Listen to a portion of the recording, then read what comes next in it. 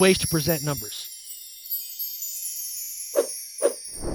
If you've never been trained in air quotes on how to present numbers, this might blow your mind. I'm going to ask you something. All right. Just try this before you think it doesn't work. This has been used in dealerships all over the United States. My job for years, all I did was fly to dealerships every single week because I worked for a company that had software that did this. And I trained managers and salespeople how to present numbers.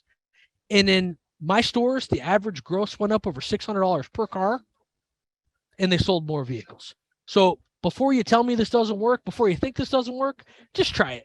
And if you've had any type of formal worksheet training, how to present numbers, you're probably going to see some things that are familiar. Okay. Well, you don't understand. Well, I get it. There's always going to be a what if. Somebody's always gotten struck by lightning. The majority of the time, speaking in generals, this is the best way to present numbers to customers. When you walk out with the first pass, when you walk out, you want to go with the short term. Let's say that the maximum amount right now is 84 months. It's probably higher than that, but let's just say that the max term is 84 months. That's the most your dealership ever does, okay? Let's say it's 100 months. Let's get crazy, okay? We have 100-month financing. I do not want to walk out with the sheet at 100-month financing. Why? Because if the buyer needs to see a win, I'm going to have to lower the price. I would much rather go, hey, let's go from 60 months to 72 months than let's go from 50 to 49,000. Make sense?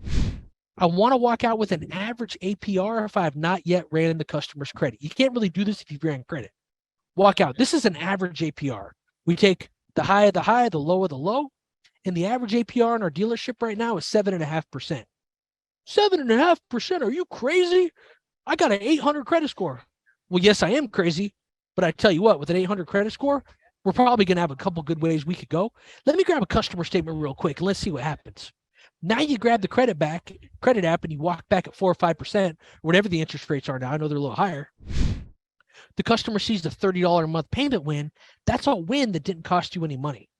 You want full list or the advertised price. Whatever the advertised price is, you want to walk out there with the car.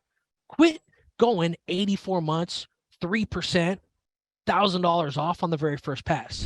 And then something else you want is money down. I don't think I've ever put money down on a car in my entire life. I think I've probably financed, I don't know how many cars, doesn't matter. But I always go zero down. I'm like, I'll just go zero down. Now, if you walk down, you say, Kyle, it's going to be $5,000 down. I'm going to look at that and say, what? I don't want to put $5,000 down. I want to put zero down. And when I get to zero down, I see a win. Remember, a lot of people are just negotiating for sport. A lot of people are just seeing what you could do. So if I could start the deal the right way, short term, average APR, full list, money down, it puts me in a better position to close.